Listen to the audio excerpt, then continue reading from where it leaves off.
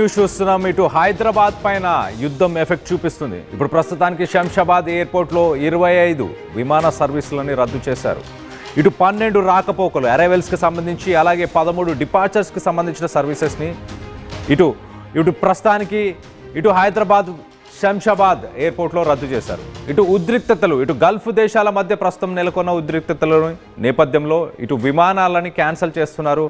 ఇటు middle east దేశాలకి ఇప్పటిదాకా దాదాపు 37,000 విమానాలు, ప్రస్తుతానికి 37,000 విమానాలు క్యాన్సిల్ అయ్యాయి. అలాగే యుద్ధం కారణంగా ఇటు ఇండియాలో భారీగా విమాన టికెట్ రేట్లను పెంచేశారు. ఇప్పటికే 15% టికెట్ రేట్లను ఇటు ఎయిర్ ఇండియా పెంచేసింది. ఎయిర్ ఇండియా బాటలోనే ఇటు ఇండిగో, అలాగే స్పైస్ జెట్. అలాగే యుద్ధం వల్ల $120 దాటింది ఇటు బ్యారెల్ చమురు ధర. 2 వారాల్లోనే ఇటు జెట్ ఫ్యూయల్ రేట్లు కూడా 150% పెరిగిపోయాయి. ఇటు ఫ్యూయల్ మంటలతో ఇటు టికెట్ రేట్లు పెంచుతున్న విమాన కంపెనీలు, ఇటు యుద్ధంతో ఇరాన్, గల్ఫ్ దేశాల్లో విమానాలు బంద్ చేశారు. ప్రస్తుతానికి ఇవాళటి నుంచి గల్ఫ్ దేశాలకు పరిమితి సంఖ్యలో, అంటే స్పెషల్ పర్మిషన్స్ తీసుకొని ఇటు విమానాలని నడిపిస్తున్నారు ఇండిగో సంస్థ. దీనికి సంబంధించి మరింత అప్డేట్ తీసుకునే ప్రయత్నం చేద్దాం. ఒక్కసారి మొదటగా ఇటు ఫ్యూయల్ ప్రైసెస్, ఇండియాలో ఇంక్రీజ్ అయిన ఫ్యూయల్ ప్రైసెస్ ఒక్కసారి చూసే ప్రయత్నం చేద్దాం. మనం చూస్తే కనుక flight rates in India have increased significantly as of March 2026, driven by 56% surge in jet fuel prices. So geopolitical tensions ఏవైతే గల్ఫ్ దేశాల మధ్య ఇప్పుడు యుద్ధం కొనసాగుతుందో, ఆ యుద్ధం వల్ల మొత్తానికైతే ఇటు గల్ఫ్ దేశాల వద్ద యుద్ధం కొనసాగడం వల్ల ఎయిర్ ఇండియా ఇటు డొమెస్టిక్ ఫ్లైట్స్, అంటే ఇండియాలోనే మిగతా సిటీస్కి ట్రావెల్ చేయడానికి ప్రస్తుతానికి డొమెస్టిక్ ఫ్లైట్స్ పైన 399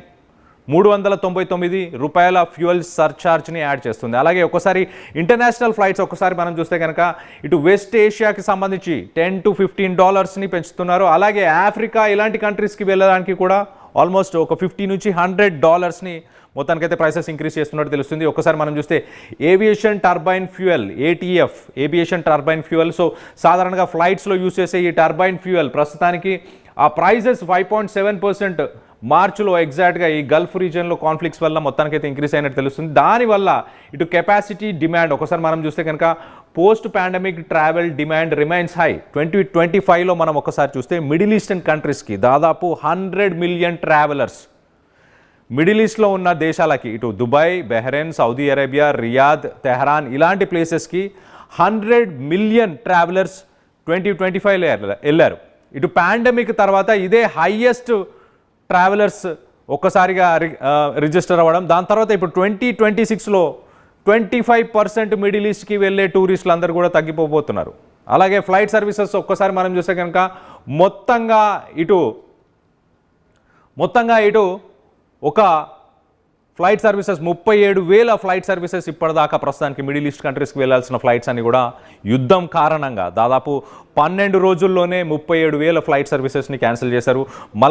అలాగే ఒకసారి మనం చూస్తే కనుక rising cost, increased operating expenses have led to higher ticket prices with some particularly on routes to UAE, United Arab ఎమిరేట్స్కి ప్రస్తుతానికి ఫ్లైట్ సర్వీసెస్కి సంబంధించిన టికెట్ ప్రైసెస్ ఒక్కసారి చూస్తే కనుక reaching up to 1 lakh. So ఇటు దుబాయ్కి వెళ్ళడానికి ₹1,00,000 టికెట్ గతంలో మనం చూస్తే కనుక 5, 10,000, 15,000 లోపలనే ఇటు దుబాయ్, రియాద్, అబుదాబి ఇలాంటి ప్లేసెస్, యునైటెడ్ అరబ్ ఎమిరేట్స్కి సంబంధించిన ఈ కంట్రీస్కి, ఈ సిటీస్కి వెళ్ళడానికి ఒక 10-15,000 రూపాయల టికెట్తోనే వెళ్ళే అవకాశం ఉండేది. ఇప్పుడు ప్రస్తుతానికి ఆ టికెట్ ప్రైసెస్ అమాంతం 10 పెరిగాయని చెప్పుకోవచ్చు. 10,000 కాస్త ఇప్పుడు ప్రస్తుతానికి ₹1,00,000. మరో పక్కన ఒకసారి ఇటు ఫ్లైట్ సర్వీసెస్ కూడా ప్రస్తుతానికి మిడిల్ ఈస్టర్న్ కంట్రీస్కి సంబంధించి ఫ్లైట్ సర్వీసెస్ ఒక్కసారి చూసే ప్రయత్నం చేద్దాం. ఒకసారి మనం చూస్తే కనుక సాధారణంగా ఇటు ఏషియా నుంచి, ఇటు ఈస్టర్న్ కంట్రీస్ నుంచి వెళ్ళే ఫ్లైట్స్ అన్నీ కూడా, అంటే ఇటు అమెరికా కానీ, యూరప్ కానీ, లండన్ కానీ ఇలాంటి కంట్రీస్కి వెళ్ళే ఫ్లైట్స్ అన్నీ కూడా సాధారణంగా ఇటు మిడిల్ ఈస్టర్న్ కంట్రీస్లో, గల్ఫ్ దేశాల్లో ఒక స్టాప్ ఓవర్ సాధారణంగా ఇక్కడ ఆగుతాయి. ఇక్కడ ఆగి ఒక ఫ్యూయల్ రీఫిల్లింగ్ కావచ్చు, ఒక బ్రేక్ లాగా, ఒక స్టాప్ ఓవర్ లాగా ఈ మిడిల్ ఈస్టర్న్ కంట్రీస్ని వాడుకుంటారు. కానీ ప్రస్తుతానికి మనం ఇప్పుడు రియల్ టైం మనం ఫ్లైట్ సర్వీసెస్ని చూస్తున్నాం. ఇది ఇండియా, ప్రస్తుతానికి ఇదంతా ఇండియా పైన ఉన్న ఫ్లైట్స్ అన్ని చూస్తున్నాం. బెంగళూరు, హైదరాబాద్, చెన్నై, ముంబై, ఢిల్లీ ఇవి లైవ్ స్టేటస్, లైవ్లో ఇప్పుడు ప్రస్తుతానికి ఉన్న ఫ్లైట్స్ అన్ని కూడా మనం చూస్తున్నాం. కానీ ఒక్కసారి మనం చూస్తే కనుక సాధారణంగా ఇటు మిడిల్ ఈస్టర్న్ కంట్రీస్ నుంచి ఒక్కసారి ఇటు బంగ్లాదేశ్, ఇండియా, మయన్మార్, లావోస్ కావచ్చు, ఇండోనేషియా, లేకపోతే థాయిలాండ్, ఇక్కడ నుంచి ఫ్లైట్స్ స్టార్ట్ అయిన తర్వాత డైరెక్ట్గా ఇటు యూకే, లండన్ కానీ లేకపోతే యూరోపియన్ కంట్రీస్కి డైరెక్ట్గా ఫ్లైట్ చేయలేవు. ఎందుకు అని అంటే కొంత ఫ్యూయల్ని రీఫ్యూయల్ చేసుకోవాలి, లాంగెస్ట్ జర్నీస్. కాబట్టి ఏం చేస్తారంటే సాధారణంగా ఇక్కడ నుంచి స్టార్ట్ అయిన ఫ్లైట్స్ అన్ని కూడా ఇటు United Arab Emirates, Oman, Kuwait, Iraq, Iran ఈ ప్లేసెస్లో ఉన్న ఎయిర్పోర్ట్స్ని యూటిలైజ్ చేసుకుంటాయి. అక్కడ స్టాప్ ఓవర్ అయ్యి అక్కడ ఆగి ఫ్యూయల్ని మళ్ళీ రీఫిల్ చేసుకొని అక్కడ నుంచి బయలుదేరే ప్రయత్నం చేస్తాయి. సో మొత్తం మీద ప్రస్తుతానికి ఇండియా పైన ఎక్కడ చూసినా ఫ్లైట్స్ కనిపిస్తున్నాయి. కానీ మిడిల్ ఈస్టర్న్ కంట్రీస్, ఇరాన్ ఇటు సైడ్ ఒకసారి చూస్తే కనుక ఇరాన్ దగ్గర ఎక్కడ ఫ్లైట్స్ లేవు, కువైట్ దగ్గర ఎక్కడ ఫ్లైట్స్ లేవు, ఇరాక్ పైన ఫ్లైట్స్ లేవు, సిరియా పైన ఫ్లైట్స్ లేవు, ఇటు లెబనాన్, జార్డన్, అలాగే ఇటు జద్దా, అరేబియా, ఈ యమన్ ఈ ఏరియాస్లో ఎక్కడ కూడా ఒక ఫ్లైట్ సర్వీసెస్ కూడా లేవు. ప్రస్తుతానికి ఆ ఫ్లైట్ సర్వీసెస్ అన్నీ కూడా నిలిపివేశారు. ఎందుకు ఒకసారి మనం చూస్తే కనుక ఇటు ఫ్లైట్ సర్వీసెస్ నిలిపివేయడానికి కారణాలు, ఇటు యుద్ధం కొనసాగడం వల్ల అక్కడ ఫ్లైట్ సర్వీసెస్ని నిలిపివేశారు. ఒకసారి ఆ ఫ్లైట్ సర్వీసెస్ ఆపడం వల్ల ఇప్పుడు లాంగెస్ట్ జర్నీస్ ఇప్పుడు అక్కడ ఆగకుండా మిగతా కంట్రీస్లో కానీ, యూరోపియన్ కంట్రీస్లో కానీ, లేకపోతే ఈ లండన్కి వెళ్ళడానికి, అమెరికాకు వెళ్ళడానికి వేరే స్టాప్స్, కొంచెం లాంగెస్ట్ రూట్స్లో ఇప్పుడు ఫ్లైట్స్ వెళ్ళాల్సిన పరిస్థితి నెలకొంది. అలాగే మనం ఒక్కసారి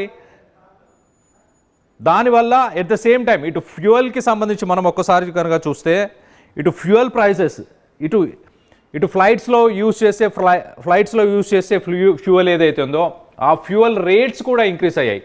జర్నీస్ ఇంక్రీజ్ అయ్యాయి, డెస్టినేషన్స్ వెళ్ళడానికి హవర్స్ ఇంక్రీజ్ అయ్యాయి, at the same time fuel prices కూడా ఇంక్రీజ్ అయ్యాయి. మరో పక్కన ఇటు ఒక్కసారి మిడిల్ ఈస్టర్న్ కంట్రీస్కి సంబంధించి అంటే ట్రావెల్ ఇండస్ట్రీ ఎలా ఎఫెక్ట్ అవుతుంది, ట్రావెల్ ఇండస్ట్రీ ఎంతగా ఎఫెక్ట్ అవుతుంది, దాని గురించి కూడా మాట్లాడుకునే ప్రయత్నం చేద్దాం. ఒకసారి Middle East travel in 2025 is booming.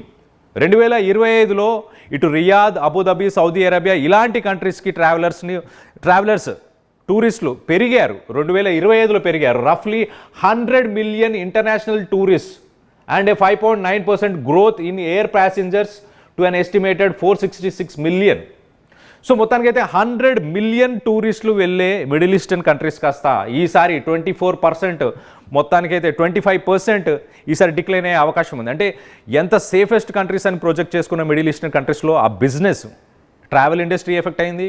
ఇప్పుడు ఈ టూరిస్ట్ డెస్టినేషన్ మరి ముఖ్యంగా మనం ఒక్కసారి యూరోపియన్ కంట్రీస్ పెద్దగా ఏవి ఎఫెక్ట్ అవ్వలేదు, కానీ సిప్రస్ అనే ఒక కంట్రీ ఉంది. ఈ వార్లో ఇండైరెక్ట్గా సిప్రస్లో ఒక్క డ్రోన్ అటాక్ అవ్వడం వల్ల లాస్ట్ ఇయర్ మనం చూస్తే కనుక 4.5 మిలియన్ ట్రావెలర్స్, సిప్రస్ కంట్రీకి 4.5 మిలియన్ అని అంటే 45 లక్షల మంది ట్రావెలర్స్ వెళ్ళేవారు. ఇప్పుడు ప్రస్తుతానికి అసలు ఎవరు ఫ్లైట్ సర్వీసెస్ బుక్ చేసుకోవట్లేదు. అలాంటి పరిస్థితులు ప్రస్తుతానికి నెలకొని ఉన్నాయి. అలాగే రఫ్లీ 100 million international tourist visited in 2025. దాంట్లో ఎక్కువ శాతం వెళ్ళిన ప్లేసెస్ ఏంటి? 14.5% యునైటెడ్ అరబ్ ఎమిరేట్స్ అంటే దుబాయ్, అబుదాబి ఇలాంటి ప్లేసెస్, యునైటెడ్ అరబ్ ఎమిరేట్స్లో ఉన్న ఈ సిటీస్కి ఎక్కువ శాతం వెళ్ళారు. దాని తర్వాత ఖతర్ చూస్తే 13.6% are leading the connectivity expansion. మొత్తంగా ఇటు ఖతర్ అలాగే యునైటెడ్ అరబ్ ఎమిరేట్స్ మనం చూస్తే 14% అండ్ 13%, 28% ట్రావెలర్స్. 100 మిలియన్లో 28 మిలియన్ ఈ కంట్రీస్కే వెళ్ళారు. ప్రస్తుతానికి అక్కడికి ఫ్లైట్ సర్వీసెస్ లేవు. లాస్ట్ 12 డేస్ వార్ జరుగుతున్న ఈ 13 డేస్లో మనం చూస్తే కనుక మొత్తంగా 37,000 ఫ్లైట్ సర్వీసెస్ ఆగిపోయాయి. ఈ ఫ్లైట్ సర్వీసెస్ ఆగిపోవడం వల్ల ఎక్కువ శాతం ఇప్పుడు ఎయిర్పోర్ట్స్లో కూడా వేలాది మంది ఎయిర్పోర్ట్స్లోనే స్టక్ అయిపోయిన వాళ్ళు ఉన్నారు, హోటల్స్లోనే స్టక్ అయిపోయిన వాళ్ళు ఈ ఇంటర్నేషనల్ ఎయిర్పోర్ట్స్లో ఉన్నవారు. సో మరో పక్కన ఇండియా ఒకసారి మనం చూస్తే కనుక ఇండియా ఇప్పుడు ప్రస్తుతానికి ఇండియాకి సంబంధించిన కొన్ని ఎయిర్ ఇండిగోకి సంబంధించిన ఫ్లైట్ సర్వీసెస్ ప్రస్తుతానికి యాక్టివ్గా ఉన్నాయి. స్పెషల్ పర్మిషన్స్ తీసుకొని ఆ స్పెషల్ పర్మిషన్స్ ద్వారా ఇప్పుడు ప్రస్తుతానికి ఇండియా కొంతమంది ఇండియన్స్ని వెనకకి తీసుకొచ్చే ప్రయత్నం చేస్తుంది. కానీ ఆ టికెట్ ప్రైజెస్ ఒక్కసారి మనం చూస్తే కనుక ఆ ticket prices almost 1 lakh rupees, 1 లక్ష రూపాయలు ప్రస్తుతానికి ఆ టికెట్ ప్రైసెస్ ఉన్నట్టు తెలుస్తుంది. సో 1 lakh రూపీస్ ఇక్కడ మనం చూడొచ్చు. ఇక్కడ ఒక పాయింట్ చాలా క్లియర్గా, increased operating expenses have led to higher ticket prices with some particularly on routes to United Arab Emirates reaching up to 1 lakh.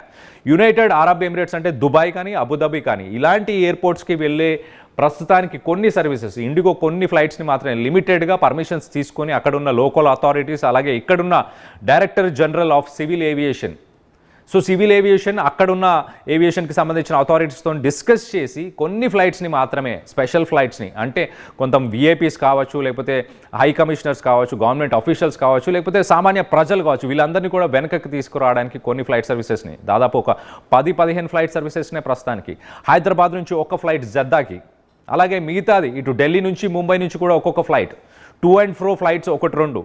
So ఓవరాల్గా ఒక 10-15 ఫ్లైట్స్ మాత్రమే ప్రస్తుతానికి సర్వీసెస్ని ఓపెన్ చేశారు. కానీ దుబాయ్ లాంటి ప్లేస్కి వెళ్ళడానికి ₹1,00,000 గతంలో మనందరికీ తెలుసు. ఒక 10,000, 15,000 టికెట్, మహా అయితే 20,000లో టు అండ్ ఫ్రో టికెట్ని కూడా బుక్ చేసుకున్న సందర్భాలు ఉన్నాయి చాలామంది ఇక్కడ నుంచి వెళ్ళేది. సో అలాంటిది ఇప్పుడు ఒక్కసారి అమాంతం ₹1,00,000 ఆ టికెట్ ప్రైసెస్ ఇంక్రీస్ అయ్యాయంటే అర్థం చేసుకోవచ్చు. 10 టైమ్స్ ప్రస్తుతానికి ట్రావెల్ ఎక్స్పెన్సెస్ అవుతున్నాయి. So Air India flight fares set to go up as airline announces hike. So ప్రస్తుతానికి Air India flight fares increase అవుతాయి. డొమెస్టిక్ ఫ్లైట్స్, అలాగే international flights, West Asia, Middle Asia, ఆఫ్రికాకి వెళ్ళే flights కూడా almost $50 నుంచి $100. ఎందుకంటే longest routes తీసుకుంటున్నారు. At the same time ఫ్లైట్స్కి సంబంధించిన ఆ టర్బైన్ ఫ్యూయల్ ఏదైతే ఫ్లైట్స్లో యూస్ చేస్తున్నారో ఆ టర్బైన్ ఫ్యూయల్ వల్ల కూడా కొంత ఇంక్రీస్ అవుతుంది. Air India to hike fares on jet fuel price search. So మొత్తానికైతే ఇక్కడ ప్రైస్ సర్చ్ అంటూ మొత్తానికి అన్ని ఆర్టికల్స్ని కూడా మనం చూడొచ్చు. నేషనల్ మీడియాకి సంబంధించి air India to hike fares on jet fuel price search. So ఓవరాల్గా ఇండియాని ప్రస్తుతానికి గల్ఫ్ కంట్రీస్లో ఏదైతే వార్ జరుగుతుందో దాని ఇంపాక్ట్ ఇండియాలో ఉన్న ఆల్రెడీ డిఫరెంట్ సెక్టార్స్ పైన, ఇటు మనం చూసాం ఎక్స్పోర్ట్స్కి సంబంధించి ఒకసారి మాట్లాడుకుంటే కనుక హైదరాబాద్ ఒక ఫార్మా హబ్ అని చెప్పొచ్చు. ఇండియా నుంచి మిడిల్ ఈస్టర్న్ కంట్రీస్కి ఫార్మా రిలేటెడ్ సెక్టార్కి సంబంధించి దాదాపు 2,500 నుంచి 5,000 కోట్ల నష్టం ఇప్పుడు. ఎందుకంటే కొన్ని మెడిసిన్స్ని ఇక్కడి నుంచి పంపించిన వాటిని స్టోర్ చేసుకునే సామర్థ్యం, అక్కడికి రీచ్ అయ్యే టైం ఫ్రేమ్స్ కూడా మారిపోయాయి. సో అక్కడికి వెళ్ళలేని పరిస్థితిలో వాటిని స్టోర్ చేయలేని పరిస్థితి. దానివల్ల ఇక్కడ ఉన్న ఫార్మా ఇండస్ట్రీకి 2,500 నుంచి 5,000 crores. అలాగే ఆంధ్రప్రదేశ్ గురించి కొంత మాట్లాడుకునే ప్రయత్నం చేద్దాం. ఆంధ్రప్రదేశ్ ఆల్రెడీ పోర్ట్స్ గురించి మాట్లాడుకున్నాం మనం. వైజాగ్కి కొన్ని వందలాది వేలాదిగా ఇటు కంటైనర్స్ వెనకకి వచ్చేస్తున్నాయి. ఆ కంటైనర్స్లో ఏమున్నాయి? కంటైనర్స్లో సీ ఫుడ్ ఉంది, ఫిష్ ఉంది, అలాగే ఎట్ ద సేమ్ టైం కాజు కావచ్చు, అలాగే spices, rice bowl of India అనుకుంటాం మనం. ఆంధ్రప్రదేశ్ మిడిల్ ఈస్టర్న్ కంట్రీస్కి ఎక్కువ శాతం ఇండియా నుంచే, దాదాపు 70 నుంచి 75% మన ఎక్స్పోర్ట్స్. ఇటు pulses, rice, meet, sea food ఇలాంటివన్నీ ఇటు మిడిల్ ఈస్టర్న్ కంట్రీస్కి 70 నుంచి 75% మనమే ట్రాన్స్పోర్ట్ చేస్తుంటాం, మనమే ఎక్స్పోర్ట్ చేస్తుంటాం. ప్రస్తుతానికి ఆ ఎక్స్పోర్ట్స్ అన్నీ కూడా వెనకకి తిరిగి వస్తున్నాయి. సో ఓవరాల్గా ఇండియాలో ఎలాంటి ఇండస్ట్రీస్ ఎఫెక్ట్ అవుతున్నాయి ఒకసారి వాటి గురించి కూడా మాట్లాడుకునే ప్రయత్నం చేద్దాం. ఇటు తెలుగు రాష్ట్రాలకు మనం చూస్తే కనుక ఇటు ఆంధ్రప్రదేశ్కి సంబంధించి రైస్ కానీ, సీ ఫుడ్ అంటే ఫిష్, ప్రాన్స్, ఈ ఇండస్ట్రీస్ అన్నీ కూడా ఎఫెక్ట్ అవుతున్నాయి. దాంతోపాటు ఇటు తెలుగు రాష్ట్రాలు ఒకసారి హైదరాబాద్ చూస్తే కనుక ఫార్మా ఇండస్ట్రీ ఎఫెక్ట్ అయింది. 2,500 కోట్ల నుంచి 5,000 కోట్లకు సంబంధించిన మెడిసిన్స్ వెనకకు వచ్చేస్తున్నాయి. వాటి లైఫ్ స్పాన్ కూడా తక్కువ ఉంటుంది. వాటిని సర్టన్ టెంపరేచర్స్ని మెయింటైన్ చేయాల్సిన పరిస్థితి. కాబట్టి ఇటు ఫార్మా ఇండస్ట్రీ దెబ్బతింది తెలంగాణకు సంబంధించి. ఓవరాల్గా ఇండియాకి సంబంధించి మిగతా ఒక సెక్టార్స్ కానీ ఇండస్ట్రీస్ కూడా మనం మాట్లాడుకుంటే కనుక ఇటు పెట్రోలియం, అలాగే ఎల్పిజి, ఎల్ఎన్జి, ఈ గ్యాసెస్ ప్రస్తుతానికి షార్టేజ్ ఉండడం వల్ల ఇటు రెస్టారెంట్స్ ఒకసారి మనం చూస్తే కనుక ఇండియా వైడ్గా ఇటు రెస్టారెంట్స్ అన్నీ కూడా ఎఫెక్ట్ అవ్వబోతున్నాయి. ఎందుకంటే జనరల్గా సాధారణంగా ఇండియాలో ఉన్న రెస్టారెంట్స్ అన్నిటి ఒకసారి మనం చూస్తే కనుక రెస్టారెంట్స్లో మనం చూస్తే ఒక 1 or 2 డేస్కి సంబంధించిన ఎల్పిజి రిజర్వ్స్ మాత్రమే ఇప్పుడు ప్రస్తుతానికి రెస్టారెంట్స్ దగ్గర ఉంటాయి. సో అలాంటి రెస్టారెంట్స్ దగ్గర అలాంటి రిజర్వ్స్ అంటే తక్కువ రిజర్వ్స్ ఉన్న సమయంలో ఒకసారి మనం చూస్తే కనుక 1-2 డేస్ తర్వాత రెస్టారెంట్స్ నడపలేని పరిస్థితి. Indian shops, restaurants in UK Wembley vandalised. Okay, ఒకసారి LPG supply stopped. Bengaluru, Chennai hotels may be closed. Gurugram also. So Delhi, Mumbai, Bengaluru, Chennai, at the same time Hyderabad కూడా మనం ఒకసారి చూస్తే ఈ సిటీస్ అన్నీ కూడా ఇంపాక్ట్ అయ్యాయి. Restaurant body NRAI flags LPG supply concerns, urges government to ensure uninterrupted services. So మొత్తం మీద ఎల్పిజి సర్వీసెస్ ఇంపాక్ట్ అయ్యాయి, ఫ్లైట్ సర్వీసెస్ ఇంపాక్ట్ అయ్యాయి, ఇంకా మిగతా ఇండస్ట్రీస్ ఏమి ఇంపాక్ట్ అవుతున్నాయి. ఇటు ఆయిల్, ఎల్పిజిని బేస్ చేసుకొని మిగతా ఇండస్ట్రీస్ కూడా ఉన్నాయి. ఎస్పెషల్లీ ఇటు గల్ఫ్ కంట్రీస్ నుంచి మన దగ్గరికి సల్ఫర్ సాధారణంగా మనం ఫెర్టిలైజర్స్లో యూజ్ చేయడానికి కావచ్చు, అలాగే ఇటు సిమెంట్ ప్రొడ్యూస్ చేయడానికి కావచ్చు. ఈ సిమెంట్ ఇండస్ట్రీస్, అలాగే ఇటు ఫెర్టిలైజర్స్ ఇండస్ట్రీస్, ఈ ఇండస్ట్రీస్ కూడా ప్రస్తుతానికి గల్ఫ్ వార్ వల్ల ఇండియాలో ఉన్న ఈ ఇండస్ట్రీస్ కూడా ఇంపాక్ట్ అవుతున్నాయి. మొత్తంగా మనం చూసుకుంటే కనుక ఇటు రెస్టారెంట్ బాడీస్ కావచ్చు, ఎల్పిజి కావచ్చు. How the Indian restaurant industry is gearing up for the LPG crisis amid the west Asia war. So మొత్తానికి ఈ వార్ ఇంపాక్ట్ ఇటు ఫ్లైట్ సర్వీసెస్, ట్రావెల్ ఇండస్ట్రీ మీద పడింది. అలాగే ఇటు ఇండియాలో మనం చూసుకుంటే ఇండియాలో ఇటు ఎల్పిజి, ఇటు సీ ఫుడ్ కావచ్చు, ఎక్స్పోర్ట్స్ కావచ్చు, ఇంపోర్ట్స్ కావచ్చు, రైస్ ఎక్స్పోర్ట్స్ కావచ్చు. ఆ వెనుకకి వైజాగ్ పోర్ట్ ఒక రకంగా చెప్పుకోవాలంటే ఏషియాలోనే one of the toppest ports. ప్రస్తుతానికి అక్కడికి వచ్చే కంటైనర్స్ని వెనుకకు వస్తున్నాయి. ఇప్పుడు మిడిల్ ఈస్ట్కి పంపించిన కంటైనర్స్ చాలా షిప్స్ వెనుకకు రావడం వల్ల ఆ షిప్స్లో వచ్చే కంటైనర్స్ని పక్కన నిల్వ ఉంచడానికి ఒక్కొక్క కంటైనర్కి ఒక్క రోజుకి 5,000 రూపాయలు ఖర్చు అవుతుంది. 5,000 రూపాయలు ఎలక్ట్రిసిటీని ప్రొవైడ్ చేసి, ఆ టెంపరేచర్స్ని ప్రొవైడ్ చేసి, దాంట్లో ఉన్న ఆహారం, దాంట్లో ఉన్న ఫుడ్ కావచ్చు, దాంట్లో ఉన్న ప్రాసెస్డ్ ప్రోడక్ట్స్ కావచ్చు, వీటన్నిటిని కూడా షెల్ఫ్ లైఫ్ ఇంక్రీజ్ చేయడానికి, అంటే వాటిని నిల్వ ఉంచడానికి ఒక్క రోజుకి 5,000 రూపాయలు. సో సరుకుని అమ్మేసుకోవాలా, సరుకుని తీసేసుకొని బయట అమ్ముకోవాలా, లేకపోతే సరుకుని ఏం చేయాలి అని ప్రస్తుతానికి సందిగ్ధంలో ఈ ఎక్స్పోర్టర్స్ అందరు కూడా కొంత కన్ఫ్యూషన్లో ఉన్నారు. వచ్చిన తర్వాత దాన్ని మెయింటైన్ చేయడానికి కరెంటు బిల్లులే ఎక్కువయ్యే అవకాశం ఉందంటూ వాళ్ళు చెప్పుకొస్తున్నారు. మరోపక్కన ఇటు మీట్ ఎక్స్పోర్ట్, మీట్ అనేది ఎక్కువ కాలం ఉండలేని పరిస్థితి కాబట్టి మీట్ కూడా పాడైపోయే అవకాశం ఉంది. రైస్ కావచ్చు, కాజు కావచ్చు. ఇటు ఫార్మా ఇండస్ట్రీ ఎఫెక్ట్ అయింది, ఇటు ఏవియేషన్ ఇండస్ట్రీ ఎఫెక్ట్ అయింది. అలాగే at the same time global prices, గ్లోబల్గా ఆయిల్ ప్రైజెస్ మనం చూస్తే కనుక $120 ప్రస్తుతానికి రీచ్ అయ్యే అవకాశం ఉంది. ఒకవేళ $120 నుంచి 128, గతంలో మనం చూసాం ఒక 2 రోజుల కింద ట్రంప్ చేసిన ఒక స్టేట్మెంట్ వల్ల $120కి ఫ్యూయల్ ప్రైసెస్ ఇంక్రీజ్ అయ్యాయి. $128 కనుక ఇటు ఫ్యూయల్ ప్రైసెస్ ఇంక్రీజ్ అవుతాయి కనుక డెఫినెట్లీ ఓఎంసీ అంటే ఆయిల్ మార్కెటింగ్ కంపెనీస్, ఈ ఓఎంసీస్ మనం చూస్తే కనుక ఈ ఓఎంసీస్ ప్రస్తుతానికి ఈ మార్కెట్లో ఫ్లక్చువేట్ అవుతున్న ప్రైజెస్ని అవే ప్రస్తుతానికి డీల్ చేస్తున్నాయి. అంటే ఇంటర్నేషనల్ మార్కెట్లో ఫ్యూయల్ ప్రైసెస్ ఇంక్రీజ్ అయినా తగ్గినా ఓఎంసీస్ మాత్రం మన పెట్రోల్ ధరలు ఇప్పటిదాకా పెంచలేదు. ఆయిల్ మార్కెటింగ్ కంపెనీస్ అంటే ఇండియన్ ఆయిల్ కావచ్చు, హెచ్పిసిఎల్ కావచ్చు, ఇలాంటి ఆయిల్ కంపెనీస్ ఏవైతే ఉన్నాయో ఆయిల్ ప్రైసెస్ని మనకు పెంచలేదు.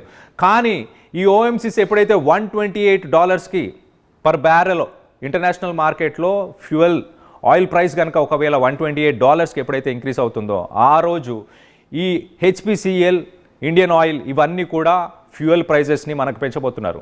మొదటగా రానున్న 1-2 డేస్లోనే వార్ కనుక ఇంకా కంటిన్యూ అవుతే ₹10 పెట్రోల్ ధర మొదటగా పెరగబోతుంది. దాని తర్వాత మొత్తంగా ఒకవేళ ఇంకొక 1 వీక్ కంటిన్యూ అయితే ఇంటర్నేషనల్ మార్కెట్లో $150కి కూడా బ్యారెల్ ప్రైస్ ఇంక్రీజ్ అయ్యే అవకాశం ఉంది. దాని తర్వాత ఏమవుతుంది, పెట్రోల్ ప్రైజెస్ 110 నుంచి 200కి ఇండియాలో పెరిగే అవకాశం ఉంది. దాని ద్వారా ఇటు గ్లోబల్ ఎకానమీ, గ్లోబల్ రిసెషన్ ఇవన్నీ కూడా మనం ఫేస్ చేసే అవకాశం ఉంది. OMC panel to examine gas supply request but gives a reality check to commercial users.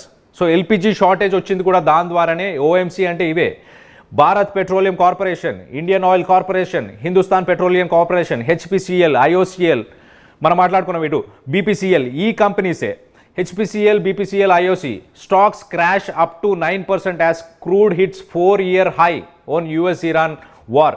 So 4 సంవత్సరాలు అంటే పాండమిక్ తర్వాత మళ్ళీ అంత ప్రైజెస్ ఇప్పుడే ఇంక్రీజ్ అయ్యాయి. Should you cell this PSU? So మొత్తం మీద BPCL, HPCL, IOC, OMC stocks stumble 7-9% on oil price search.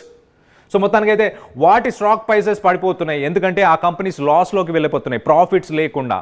ఇప్పుడు దాకా గతంలో మనం చూస్తే కనుక ఈ companies IOCL, HPCL, BPCL, Bharat petroleum కావచ్చు, ఇండియన్ ఆయిల్ పెట్రోలియం కావచ్చు, హిందుస్థాన్ పెట్రోలియం కావచ్చు, ఈ కంపెనీస్ అన్నీ కూడా ఇంటర్నేషనల్ మార్కెట్లో బ్యారెల్ ధర మనం చూస్తే యుద్ధం స్టార్ట్ అవ్వని ముందు రోజు ఒకసారి మనం చూస్తే కనుక $72, $72 ఉండే.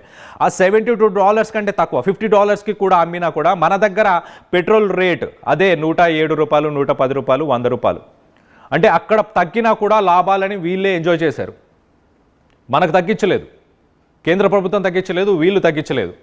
కానీ ఇప్పుడు పెరిగిన తర్వాత కూడా ప్రస్తుతానికి కొంత స్టేబుల్ మార్కెట్ ఉండడానికి ప్రస్తుతానికి పెంచలేదు. కానీ ఎప్పుడైతే $128ని ఎప్పుడైతే ఆయిల్ ప్రైసెస్ ఇంక్రీజ్ అయ్యి $128ని ఇంటర్నేషనల్ మార్కెట్లో ఎప్పుడైతే రీచ్ అవుతాయో ఆ 128 రీచ్ అయిన తర్వాత ఆ ప్రైసెస్ని అప్పుడు ఆ లాసెస్ని ఈ కంపెనీస్ భరించలేవు, ఓఎంసీస్ భరించలేవు. కేంద్ర ప్రభుత్వం ఓకే మీరు రేట్లు పెంచేయండి అని చెప్పేసిన వెంటనే మనకు ఇంపాక్ట్ అవుతుంది. ఒకవేళ ఫ్యూయల్ ప్రైసెస్ $10 పెరిగింది అనుకున్నా కూడా, ఒక్కసారి $10 పెరిగింది అనుకున్నా కూడా అప్పుడు మన నిత్యావసరాలు, మన ఉప్పులు, పప్పులు, మన టమాటోలు, మనం రోజు కొనుగోలు చేసే పాలు, ఇవన్నీ కూడా ఒక్కసారిగా ఆకాశాన్ని అంటే అవకాశం ఉంటుంది. ఎందుకంటే ట్రాన్స్పోర్ట్కి సంబంధించి ఒక్కసారి ట్రాన్స్పోర్ట్ కాస్ట్ కనుక పెరిగింది అనుకోండి, ఒక్కసారి ట్రాన్స్పోర్ట్ కాస్ట్ పెరిగితే ఆటోమేటిక్గా ఆ ప్రోడక్ట్ లేకపోతే ఆ సర్వీసెస్కి సంబంధించి ఒక్కసారిగా ప్రైసెస్ ఇంక్రీస్ అవుతాయి. అంటే ఆర్థికంగా సంక్షోభానికి వెళ్ళే అవకాశం. ఇండియా ఒకటే కాదు, ప్రపంచ దేశాల పరిస్థితి కూడా ఇలానే ఉంది. ట్రంప్ మీద కొంచెం ప్రెషర్ తీసుకొచ్చే ప్రయత్నం చేస్తున్నారు. ట్రంప్ అడ్వైజర్స్ కూడా చాలామంది చెప్పే ప్రయత్నం చేస్తున్నారు. ఆర్థికంగా ఇటు ప్రపంచ దేశాలు ఒక రిసెషన్లోకి, గ్లోబల్ రిసెషన్లోకి వెళ్ళే అవకాశం ఉంది. కాబట్టి మీరు ఈ యుద్ధాన్ని ఆపేయండి. రీసెంట్గా నిన్న మొన్న కొన్ని స్టేట్మెంట్స్, ట్రంప్కి సంబంధించిన స్టేట్మెంట్స్ మనం చూస్తే కనుక ట్రంప్ చాలా క్లియర్గా we have achieved many things in ఇరాన్లో చాలా విషయాల మీద మనం సాధించగలిగాము, అంటే మెనీ థింగ్స్ అచీవ్ కూడా చేసేసాము అని చెప్పి ట్రంప్ చెప్పుకొచ్చాడు. కానీ ఇంకా కొంచెం చేయాల్సినవి ఉన్నాయి అంటూ చెప్పుకొస్తున్నాడు. సో ఓవరాల్గా ఇటు ఇరాన్ ఇజ్రాయెల్ అమెరికా వార్ గురించి మనం ఒకసారి మాట్లాడుకుంటే కనుక, ఇరాన్ ఇజ్రాయెల్ అమెరికా వార్లో అక్కడ అణుబాంబులు తయారు చేస్తున్నారు, యురేనియం రిజర్వ్స్ ఉన్నాయి అన్న ఉద్దేశంతోనే అటాక్ చేయడానికి వెళ్ళారు. కానీ అది సక్సెస్ఫుల్గా వాటిని అచీవ్ చేసేశారు. ఇప్పుడు అవసరం లేదు అంటూ అడ్వైజర్స్ ట్రంప్కి చెప్తున్నారు. మీరు చేయాల్సిన అచీవ్మెంట్లన్నీ చేసేశారు అక్కడ, ఇంకా యుద్ధం నుంచి ఎగ్జిట్ స్ట్రాటజీ తీసుకొని వెనక్కి రండి అని చెప్తున్నారు. కానీ ట్రంప్ యుద్ధం కొనసాగుతూనే ఉంటుంది. అక్కడ రెజిమ్, అక్కడ ఎవరైతే లీడర్ ఉన్నారో ఆ లీడర్ని నేనే అపాయింట్ చేయాలి, నేను చెప్పిన పర్సనే అపాయింట్ చేయాలి. ప్రస్తుతానికి ఉన్న మొస్తఫా ఖమేనీ ఒక లైట్ వెయిట్ క్యాండిడేట్, ఆయనకు అంత వర్త్ లేదు, ఆయన సరైన క్యాండిడేట్ కాదు అంటూ చెప్పుకొచ్చే ప్రయత్నం చేస్తున్నారు. మరోపక్కన ఇరాన్ కూడా సెన్సేషనల్ కామెంట్స్, ఇరాన్ కూడా ఏమాత్రం తగ్గట్లేదు, చాలా అగ్రెసివ్గా వర్క్ చేస్తుంది, చాలా అగ్రెసివ్గా ఉంటుంది. చర్చలకి అమెరికా ఇజ్రాయెల్, అంటే చర్చలు డిస్కషన్స్ చేసుకొని రిజాల్వ్ చేసుకోవడానికి అమెరికా ఇజ్రాయెల్ ముందుకొచ్చినా కూడా ఇరాన్ ఏమాత్రం ముందుకొచ్చే అవకాశం లేదు.